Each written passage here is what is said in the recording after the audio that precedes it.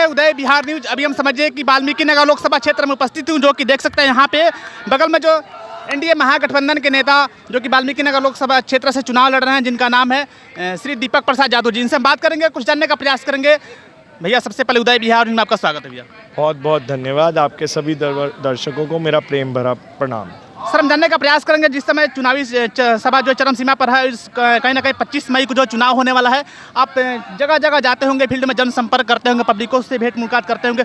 अब की बार आपको क्या लगता है, उम्मीद कैसा लग रहा है कि अब की बार आपका जो सीट है निकलेगा या नहीं निकलेगा? इस पर थोड़ा हम जानने का प्रयास करेंगे सर।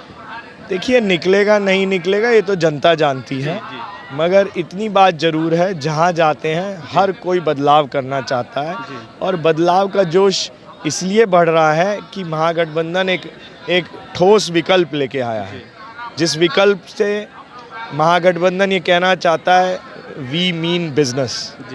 अब आपसे जानने का प्रयास करेंगे, कहीं ना कहीं अगर आप चुनाव जीतते हैं, वाल्मीकि नगर लोकसभा क्षेत्र से सांसद बनते हैं, तो आपका क्या क्या मैनिफेस्टो होगा, कैसे कैसे कामों पर पहले फोकस कीजिएगा, थोड़ा उसके बारे में बताइए। देखिए, हमने एक मैनिफेस्टो निकाला है जिसके अंदर हमने गरीबी, महंगाई और बेरोजगारी से लड़ने के लिए हमारा मुख्य मुद्दा है।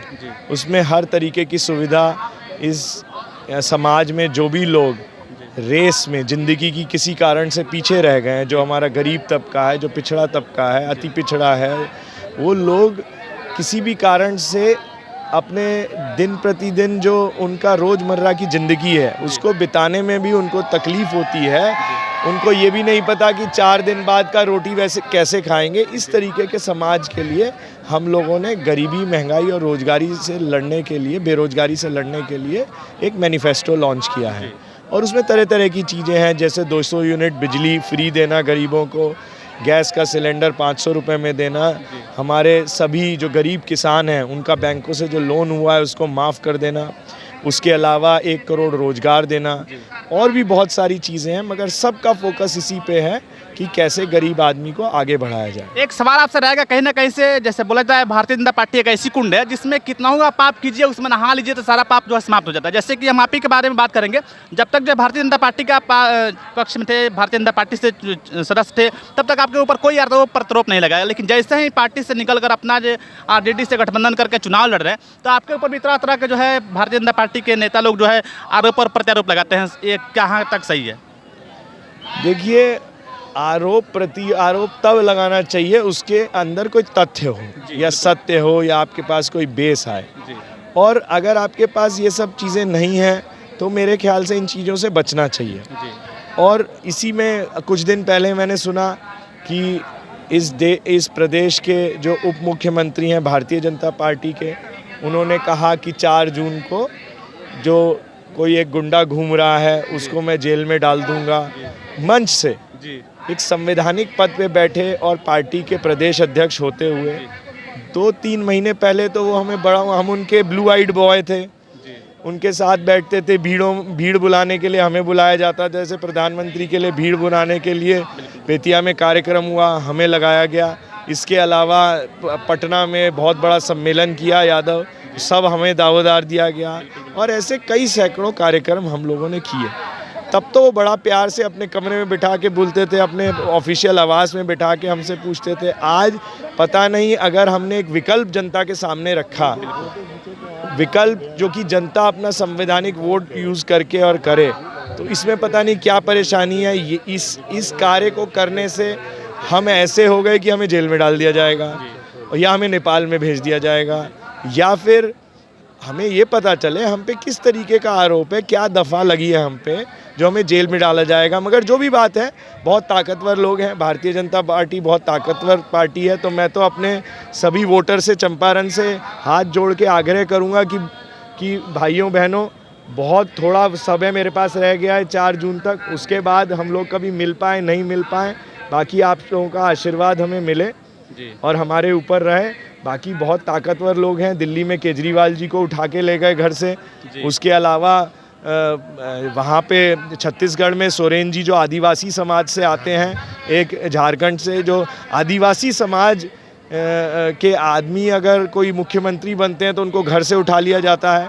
अब मुझे लगता है इस बार हम भी एक बैकवर्ड और पिछड़े समाज से आते हैं, हमको भी उठा के ले जाया जाएगा। हमारी गलती सिर्फ यही है कि पिछले 17 सालों से हम यहाँ के गरीब किसान, व्यवसायी और गरीब लोगों की जो हम सेवा किए हैं, ये हमारा शायद दोष है और उनको पसंद नहीं है।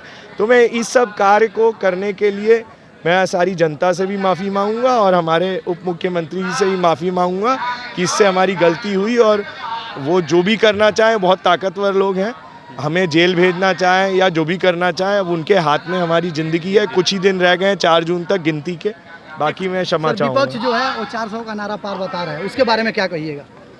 भाई 400 पार तो हो ही जाएगा ना। जिस तरीके से अगर आप विपक्ष के लोगों को धमकियां देंगे कि हम घर से उठा लेंगे, आपको इस तरीके से कर लेंगे, आपको जेल भेज देंगे, आपको नेपाल भेज देंगे, इस तरीके की बातें जो आ रही हैं, इससे तो 400 पार अपने आप ही हो जाएगा। जब सामने चुनाव ही नहीं लड़ने दिया जाएगा, सामने के विपक्ष को आप पूरा कैप्चर कर लेंगे और लोगों के जो वोट है उसकी आप इज्जत ही नहीं रखेंगे, संविधान की इज्जत ही नहीं रखेंगे, तो 400 पार आप कर लेंगे। और 400 पार करने के बाद आपको 2/3 बहुमत मिल जाएगी। फिर जो हमारे देश का दलित, पिछड़ा, अति पिछड़ा है, उसका आरक्षण जो भीमराव अंबेडकर जी ने दिया था, उसको आप ख़त्म कर देंगे। तो इसके बाद सारा देश का गरीब आपका मोहताज हो जाएगा। तो ये प्लान तो राजनीतिक तौर से जैसे चाइना में जी ने किया है और जैसे जी डिक्टेटर बन गए हैं, रशिया में पुतिन डिक्टेटर हैं, कभी जीवन में हटेंगे ही नहीं पद से, ऐसे मुझे लगता है यही चलता रहा तो हिंदुस्तान में भी हो जाएगा। बिल्कुल बिल्कुल। सर एक सवाल आपसे लास्ट में यही रहेगा, जैसे भारतीय जनता पार्टी के बहुत से नेता लोग वादा करते हैं और वादा को जो पूरा नहीं करते हैं, लेकिन क्या आपकी जो सरकार बनती है जो कि इंडिया गठबंधन की, तो क्या आप लोग भी ऐसा ही जो है वादा कीजिएगा, पूरा नहीं कीजिएगा कि पूरा जो है कन्फर्म वादा को पूरा कीजिएगा? 34 साल से वाल्मीकि नगर लोकसभा पे जो सीट ये मिली है वो हमेशा भाजपा सपोर्टेड ही कैंडिडेट को रही है। तो वादा पूरा करने का तो हम तभी ना दिखा पाएंगे जब जनता एक बार मौका देगी। बिल्कुल बिल्कुल, मौका नहीं देगी तो कैसे? तो 17 साल से मैं चंपारण वाल्मीकि नगर की धरती पे कार्य कर रहा हूँ और मेरा काम बोलता है। जी बिल्कुल। यहाँ के लोगों से, यहाँ के वोटर से, यहाँ के किसानों से, आम जनता से आप पूछिएगा तो वो जानते हैं कि किस चीज़ के लिए मैं स्टैंड करता हूँ। और बाकी कोई जाने ना जाने उससे मुझे कोई मतलब नहीं है। जो मेरे लोग हैं वो जानते हैं और वही निर्णय लेने वाले हैं। तो आप जनता से ज़्यादा पूछिए कि दीपक कैसा लड़का है, मैं उनका बच्चा हूं, और किस तरीके से वो मेरे बारे में सोचते हैं, ये जवाब तो जनता ही दे सकती है। दीपक, इंडिया महागठबंधन के नेता जो कि वाल्मीकि नगर लोकसभा क्षेत्र से चुनाव लड़ रहे हैं, दीपक प्रसाद यादव जी ने, उनसे काफ़ी बात और विचार हुआ, काफ़ी डिस्कस हुआ। इनके प्रति क्या सोच और क्या विचार बनता है, आप लोग कमेंट बॉक्स पर राय विचार जरूर बताइएगा। चलते चलते जय बिहार, जय हिंद, जय भारत।